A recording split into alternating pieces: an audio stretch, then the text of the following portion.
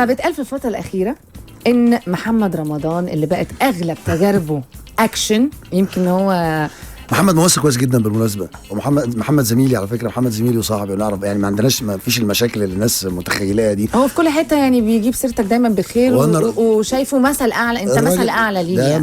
محمد بني ادم طيب جدا، محمد ممثل محترم جدا وممثل طيب جدا، وراجل موهوب على فكره جدا جدا جدا. انا مش شايف يعني بيصار ساعات حواليه جدل، الجدل ده معطل، الجدل ده معطل.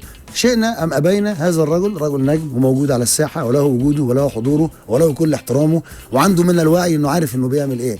وانا شايف ان شاء الله ان شاء الله يا رب اللي جاي بالنسبه له دايما في الاحسن وفي العالي يا رب باذن الله. ما بيهددش عرش السقا؟ ما فيش العرش والملك لله سبحانه وتعالى، مفيش حد بيهدد حد.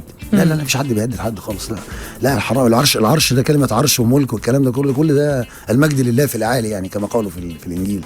صح. كما قيل في الانجيل. لكن من اللي انا بهدد محمد ولا حد بيهددني ولا هاخد مفيش حد بياخد رزق حد ولا مكان حد، ولا هلعب دوره ولا هيلعب دوري، بل بالعكس ممكن نكمل بعض.